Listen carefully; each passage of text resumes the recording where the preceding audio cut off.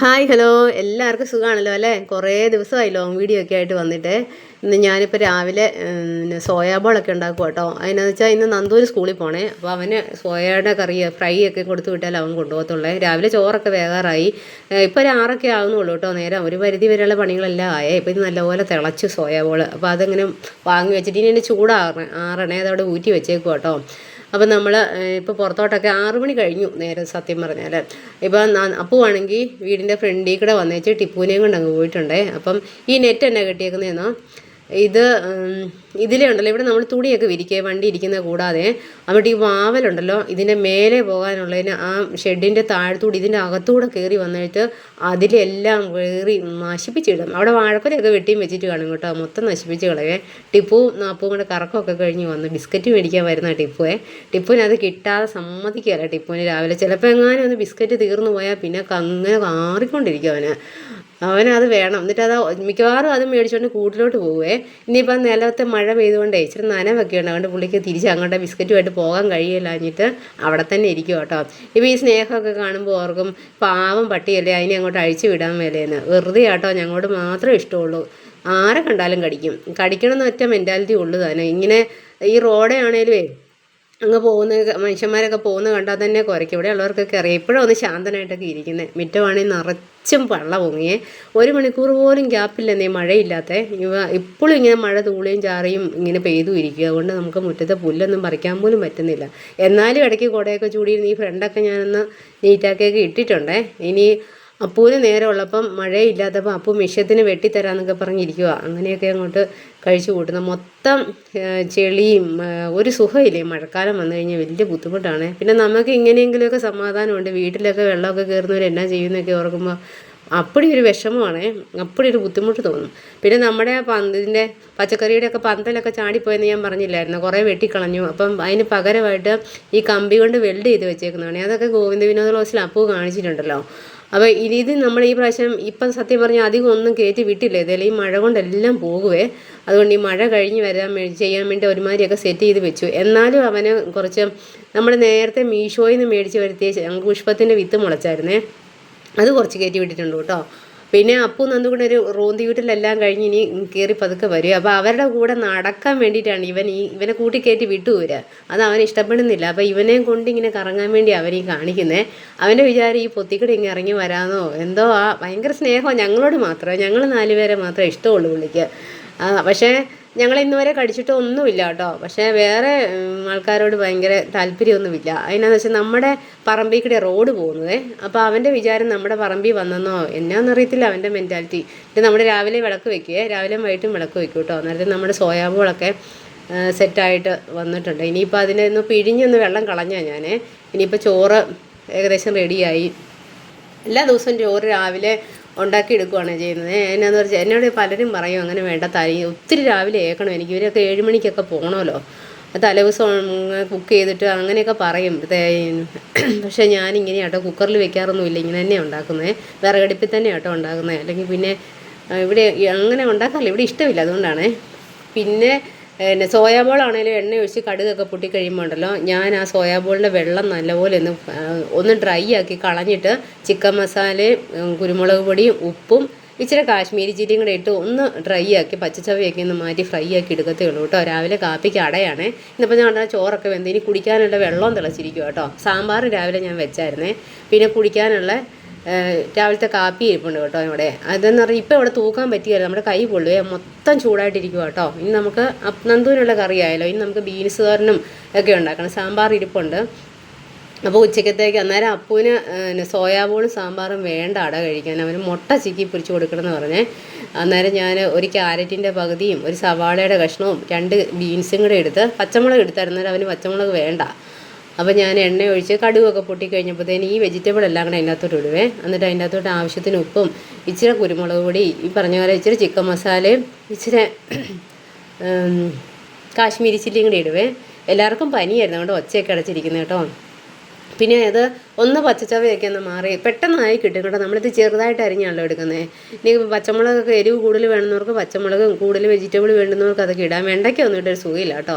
എന്നിട്ട് ഒരു മുട്ടയും കൂടെ പൊട്ടിച്ചൊഴിച്ചേ. അതെന്ന് പറഞ്ഞാൽ ഈ പനിയെല്ലാം പിടിച്ചിരുന്നതുകൊണ്ട് പിള്ളേരുടെ വായിലെല്ലാം തൊലി പോകാണ്ട് ഇച്ചിരി എരിവ് മതി എന്ന് പറഞ്ഞുകൊണ്ട് ഇച്ചിരി എരിവ് ആട്ടോ ഇട്ടിട്ടുള്ളൂ. എല്ലാവർക്കും നല്ല ഒന്നാന്തരം പനിയായിരുന്നു. എത്ര ദിവസം ക്ലാസ്സിൽ പോകാതിരുന്നെന്നറിയാമോ പിള്ളേരൊക്കെ. ഇത്രയും മതി ഇവരൊക്കെ. ഇത്രയും ഈ ഒരുപാട് അങ്ങോട്ട് ഫ്രൈ ആക്കി എടുക്കുകയല്ല, അത്യാവശ്യം ഒരു ചെറിയ നനവോടുകൂടി. ഇതും കൂട്ടി അപ്പു അട കഴിച്ചോളും കേട്ടോ. അപ്പുവിന് ഇന്ന് സാമ്പാർ കഴിക്കാൻ തോന്നുന്നില്ല. ഇനിയിപ്പോൾ നമ്മൾ ബീൻസും കൂടെയൊക്കെ ഇന്ന് കറിയൊക്കെ വെച്ചാൽ ഇപ്പോൾ സാമ്പാറും ഉണ്ട്, മുട്ടയുടെ വേറെ പൊരിക്കാൻ ഇരിപ്പുണ്ട്.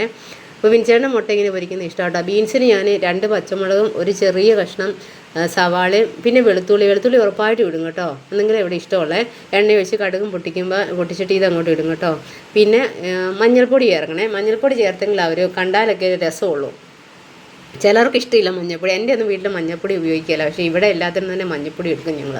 വിനിച്ചാണ് ഇഷ്ടം മഞ്ഞ കളറിലെ കറികളൊക്കെ, പക്ഷേ നന്ദുവും ഇഷ്ടമില്ല. ഓരോരുത്തർക്കും ഓരോ രീതിയാണ്. ആവശ്യത്തിന് ഉപ്പും ചേർത്ത് പിന്നെ ഞാൻ തേങ്ങ ചിരണ്ടി ഫ്രിഡ്ജിൽ വെച്ചിട്ടുണ്ടായിരുന്നേ. അപ്പോൾ അത് ആട്ടോ എടുത്തിടുന്നത്. അപ്പോൾ അതിൻ്റെ അകത്ത് ഒരു ചെറിയ ജലാംശം ഉണ്ടല്ലോ. ഇതിനകത്ത് നമ്മളൊരു തുള്ളി പോലും വെള്ളമൊന്നും ഒഴിക്കരുത്. പരമാവധി പച്ചക്കറികളും വെള്ളം ഒഴിക്കാതെ തന്നെ വേവിച്ചെടുക്കണേ. പിന്നെ നല്ലപോലെ ചെറുതീയിൽ മൂടി വെച്ച് ഇത് ആ മൂടലിൻ്റെ അകത്ത് ആവി നിറയുന്നിടത്തോളം നേരം മാത്രം മൂടി വയ്ക്കാവുള്ളൂ കേട്ടോ. അത് കഴിഞ്ഞ് വെച്ചാൽ അത് തുറന്ന് വെച്ച് പിന്നെ മൂടേണ്ട ആവശ്യമില്ല. പിന്നെ ചെറുതീയിലിട്ട് ഇളക്കി ഒരു 2 കരിയാപ്പിലയും കൂടെ ഊരിയിട്ട് ഇങ്ങനെയൊന്ന് ഇളക്കി പെട്ടെന്നായി കിട്ടുന്നേ. ഈ അടുക്കളയിലെ ജോലികളെല്ലാം പെട്ടെന്ന് തീരുന്നതാണ്. പിന്നെ നമ്മുടെ കഴിഞ്ഞ ദിവസം അപ്പു കാണിച്ചില്ലായിരുന്നോ, എലി കാണിച്ചു വെച്ച പണി. അവൻ്റെ ചെടിയെല്ലാം ഒടിച്ചു കൊണ്ടുപോയി. എൻ്റെ ദൈവം എന്തെല്ലാം ചെടികളാണെന്നറിയാമോ ഒടിച്ചു കൊണ്ടുപോയി. ഈ തടി അറപ്പിച്ച് വെച്ചിട്ടുണ്ട് ഇവിടെ. അതിൻ്റെയൊക്കെ ഇടയ്ക്കൂടെ എല്ലാം കൊണ്ട് കൂടുണ്ടാക്കി വെച്ചേക്കുമായിരുന്നു. അവനാണെങ്കിൽ സങ്കടം വന്നിട്ട് എന്നിട്ട് പിന്നെ ഒരു ചെടിക്കകത്ത് കുത്തി വെച്ചിട്ടുണ്ട് കേടാവത്തില്ലെന്ന് ഓർത്ത്. പറമ്പിലാണേലും മൊത്തം പള്ളം മുങ്ങി. അതിൻ്റെ ഇടയ്ക്ക് ഞങ്ങൾ പനിയെല്ലാം പിടിച്ചിരുന്നതുകൊണ്ട് ചക്ക മൂത്ത് കിടപ്പുണ്ടായിരുന്നേ. കൂഴച്ചക്കയാണല്ലോ. അപ്പോൾ അത് പറിച്ച് വെച്ചത് പോകുമെന്നെല്ലാം പറഞ്ഞിരുന്നു. ആർക്കും വേണ്ട, പനിച്ചിരിക്കുമല്ലോ എല്ലാവരും. അതെന്തോ കിളി കൊത്തി അത് പോയിട്ടോ. പിന്നെ വാഴക്കൊല ഒരെണ്ണം കേടായിപ്പോയി. ഇങ്ങനെ ഈ പ്രാവശ്യം പറമ്പിലോട്ട് അങ്ങനെ ഇറങ്ങാനേ പറ്റിയില്ല. കാരണം ഒരാളുടെ പനി കഴിയുമ്പോൾ അടുത്തയാളെ കഴിയുമ്പോൾ അടുത്തയാൾക്കുക. പിന്നെ അയാളുടെ പനി ആദ്യം വന്നയാൾക്ക് പിടിക്കും. അങ്ങനെ കുറേ ദിവസമായിട്ട് പനിയായിരുന്നു. മത്തനൊക്കെ ആണെങ്കിൽ അതിൻ്റെ തണ്ട് നീണ്ട് റോഡിലോട്ടൊക്കെ ഇറങ്ങി. ഇവിടെ ഉണ്ടല്ലോ ഈ പ്രാവശ്യം മത്തങ്ങ ഉണ്ടായിട്ട് ഒരു ചെറിയ ബോളിൻ്റെ വലിപ്പമാകുമ്പോൾ പിന്നെ ആ മത്തങ്ങ കാണത്തില്ലേ. ഇപ്പോൾ ചീഞ്ഞു പോവുകയാണെങ്കിൽ അതിൻ്റെ ചോട്ടി കിടക്കുമല്ലോ. എനിക്ക് തോന്നുന്നു എന്തോ ജീവി ഇത് പറിച്ചു കൊണ്ടുവരുന്നത് തിന്നുന്നതാണെന്ന് എനിക്ക് തോന്നുന്നത്. ഒരൊറ്റ മത്തങ്ങ കിട്ടില്ല. ഇനിയിപ്പോൾ ഇതിൻ്റെ ഇലയെല്ലാം പറിച്ച് തോരൻ വെച്ചൊക്കെ കഴിക്കാനൊക്കെ പറ്റുള്ളൂ. അല്ലാണ്ട് ഈ പ്രാവശ്യം നമുക്ക് എന്തോരം മത്തങ്ങ ഉണ്ടായിരുന്നു. ഇപ്പോഴും അതേകൂടെ കിടപ്പുണ്ട് മത്തങ്ങയെ. ഇനി വല്ല കെട്ടി വെച്ച് നോക്കിയാൽ അറിയാം. പക്ഷേ ആ തണ്ട് ഹാർഡായിട്ട് അതേ കാണും. മത്തങ്ങ ഇപ്പം ചീഞ്ഞു പോയാലും ചോട്ടി കിടക്കുമല്ലോ എന്ന് നമ്മൾ പറയുവേ. ഇനി വല്ല പന്നീലിയൊക്കെയുള്ള സ്ഥലമാണല്ലോ. പന്നീലിയൊക്കെ പറിച്ചുകൊണ്ട് പോകുന്നതായിരിക്കും. അങ്ങനെയൊക്കെ ഓർത്തുകൊണ്ടിരിക്കുന്നു. ഈ സംഭവം കാണുന്നില്ല അവിടെ. തണ്ടുണ്ട്. മത്തങ്ങ നമ്മൾ തലേദിവസമൊക്കെ കാണുമല്ലോ. ഇന്നിപ്പോൾ കാണുന്ന മത്തങ്ങ ഒരു പരിധി വലുപ്പം, ഒരു പന്തിൻ്റെ വലുപ്പമാകുമ്പം. ഇത് നമ്മുടെ കപ്പളം ഞാൻ അന്ന് പറഞ്ഞില്ലായിരുന്നു. കപ്പളത്തിൻ്റെ തലയ്ക്ക് ഇങ്ങനെ ഒടിച്ച് വിട്ട് കഴിഞ്ഞാൽ നമുക്ക് ഒരുപാട് പൊങ്ങി പോകുകയില്ല, പറിക്കാൻ എളുപ്പത്തിന് കിട്ടുമെന്നൊക്കെ. പിന്നെ പച്ചമുളകൊക്കെ ഇഷ്ടംമാതിരി ഉണ്ടായിട്ടുണ്ട്. കപ്പളങ്ങ ആയാലും നല്ല അടിപൊളി കപ്പളങ്ങ കേട്ടോ. ഞങ്ങളിപ്പോൾ 2 പ്രാവശ്യം പറിച്ചായിരുന്നു. അതേന്ന് പറമ്പ് മുഴുവൻ കാട് കയറിയിരിക്കുവാണേ. ഞാൻ ഈ കാട് മുഴുവൻ കയറുന്നത് എന്തിനാണെന്ന് വെച്ച് കഴിഞ്ഞാൽ അപ്പു കഴിഞ്ഞ സീറ്റിലായിരുന്നു ഒരു പൈനാപ്പിളിൻ്റെ ഹൈബ്രിഡ് പൈനാപ്പിളാണെന്നും പറഞ്ഞിട്ട് കൈതച്ചക്കയുടെ ഒരു വീഡിയോ ഇട്ട് കാണിച്ചായിരുന്നേ. അത് കാണിക്കാൻ വേണ്ടിയിട്ടാട്ടോ. അത് ഭയങ്കര അത്ഭുതമായിപ്പോയി. ഞങ്ങൾ ഈ പറമ്പൊക്കെ ഇടയ്ക്കൊക്കെ നമ്മൾ ഇറങ്ങാതെ ഇരിക്കുകയല്ലോ, എന്നും വഴുതനങ്ങയൊക്കെ പറിക്കാൻ ഇറങ്ങുന്നു. അന്നൊന്നും ഇത് കണ്ടില്ല കേട്ടോ. പെട്ടെന്ന് തലേദിവസം കണ്ടു. 2 ദിവസം കൊണ്ട് അത് പെട്ടെന്ന് അങ്ങോട്ട് വളരാൻ തുടങ്ങി. ഇത് പെട്ടെന്ന് വളർന്നു വന്നത്. ഇതിൻ്റെ പ്രത്യേകത എന്ന് പറഞ്ഞാൽ മറ്റേ പൈനാപ്പിൾ പോലെയല്ല, അതിൻ്റെ ഇലയിലെല്ലാം മുള്ളുണ്ടല്ലോ. ഇതിനെങ്ങനെ ഇലയിലൊന്നും മുള്ളൊന്നുമില്ല കേട്ടോ. ഇത് ഇവിടെ ആദ്യമായിട്ടാണ് കിട്ടുന്നത്. ഇവിടെയെന്ന് പറഞ്ഞു കഴിഞ്ഞാൽ ഈ അപ്പൂന് കൃഷിയോടൊക്കെ താല്പര്യമാണെന്ന് അറിയാവുന്നതുകൊണ്ട് ഏതെങ്കിലും നമ്മൾ അറിയുന്ന ചേട്ടന്മാരൊക്കെ വിനിച്ചേട്ടൻ്റെ കൊടുത്തുവിടും. അപ്പൂന് കൊടുത്തേക്കെന്ന് പറഞ്ഞ് വിത്തും ഇങ്ങനെയുള്ള പ്രത്യേക സാധനങ്ങളൊക്കെ കിട്ടുമ്പം ഒരു ചോടയിൽ ഇവന് വേണ്ടിയിട്ട് കൊടുത്തുകൂടെ. ഇതിപ്പോൾ 2 ചോട ഉണ്ടായിരുന്നേ, പക്ഷേ ഈ ഒരെണ്ണം കായ്ച്ചിട്ടുള്ളൂ കേട്ടോ. അതുകൊണ്ട് അതിപ്പോൾ ഏത് നേരം എപ്പം നോക്കിയാലും ഇപ്പോൾ അപ്പു പറയുമ്പോൾ അത് എന്തോരം മുളർന്നു എന്ന് നോക്കാൻ വേണ്ടിയിട്ട് അവനിവിടെ വരുമ്പോഴേ അതിലേ ഇങ്ങ് വരുന്നേ. റോഡ് അതിനോട് ചേർന്നാണല്ലോ. അപ്പോൾ അവിടെ കയറി നോക്കിയിട്ടൊക്കെ കേട്ടോ പോരത്തുള്ളൂ. ഭയങ്കര ഇഷ്ടമാണ് ഇങ്ങനെയുള്ള കാര്യങ്ങളൊക്കെ. ഇവിടെയുള്ള ഒരു പരിധിവരെ ആൾക്കാർക്ക് അറിയാം അപ്പൂന് കൃഷിയോടൊക്കെ വലിയ ഇഷ്ടമാണ്. അപ്പോൾ അവരെന്തെങ്കിലും സ്പെഷ്യൽ വിത്തോ എന്തെങ്കിലുമൊക്കെ കിട്ടുമ്പം ഇവന് കൊടുത്തേക്കാൻ പറഞ്ഞ് വിനിച്ചേട്ടൻ്റെ കൊടുത്തു വിടുവേ. അങ്ങനെയൊക്കെ അങ്ങോട്ട് പോകുന്നു. മഴ എന്ന് പറഞ്ഞു കഴിഞ്ഞാൽ മഴ കാരണം പറമ്പ് മുഴുവൻ കാട് കയറി നശിച്ച് കിടക്കുക കേട്ടോ. എന്നാൽ നമ്മുടെ ചുമലപ്പയർ ഓർക്കുന്നില്ലേ, ചുമലപ്പയറിൻ്റെ പന്തൽ അങ്ങ് വരെ ഉണ്ടായിരുന്നു. ഇഷ്ടംമാതിരി പയർ കിട്ടി, എന്നാൽ പന്തലെല്ലാം പോയേ. ഇപ്പം ഉള്ള പയർ കുറച്ചുകൂടെ പയറുണ്ട്. അത് പക്ഷേ ഈ മഴ കാരണം അങ്ങോട്ട് വരുന്നില്ല. എന്തോ പോലെയായിട്ട് കേടൊക്കെ പിടിച്ച് പോകുക കേട്ടോ. നമ്മുടെ വീടിൻ്റെ അവിടുത്തെ പറിച്ച് കളഞ്ഞായിരുന്നു, ഞാൻ കാണിച്ചില്ലേ. ഇനിയിപ്പം നമ്മുടെ 4 മുയലും ഉള്ള. ഇനി ഈ മഴക്കാലമൊക്കെ കഴിഞ്ഞ് വെച്ച് നമുക്കിതൊക്കെ സെറ്റാക്കി എടുക്കണം. ഇപ്പം ഏറ്റവും ആദ്യത്തെ മുയലും മൊത്തത്തിൽ 4 എണ്ണം ഉള്ളൂ. കോഴിയാണേലും 1 എണ്ണം ഉള്ളൂ കേട്ടോ. ഈ കോഴി നമ്മൾ 1 എണ്ണമായിട്ട് വളർത്തുന്നത്. ഇത് നമ്മൾ അഴിച്ചു വിടുമെന്ന് പറഞ്ഞാൽ അതിന് ചുറ്റും നെറ്റ് കിട്ടിയിട്ടുണ്ട് കേട്ടോ. കുറച്ച് കഴിയുമ്പോൾ ഇത് എങ്ങനെയോ വന്ന് അടുക്കളയുടെ വാതൊക്കെ വന്ന് നിൽക്കും. എന്നിട്ട് എന്തൊക്കെയോ പറയുന്നത് കേൾക്കാം. ടിപ്പു ഉറങ്ങി മടുത്തിരിക്കും കേട്ടോ. പകലെല്ലാം ഉറക്കും അവനെ. അപ്പോൾ ഇന്ന് ഇത്രയൊക്കെ ഉള്ളൂ വിശേഷങ്ങളൊക്കെ കേട്ടോ. അപ്പോൾ നമുക്ക് വീണ്ടും കാണാവേ. ഇഷ്ടപ്പെട്ടാൽ ലൈക്കും ഷെയറും സബ്സ്ക്രൈബും ഒക്കെ ചെയ്ത് കമൻറ്റൊക്കെ ഇട്ട് ഒന്ന് സപ്പോർട്ട് ചെയ്തേക്കണേ.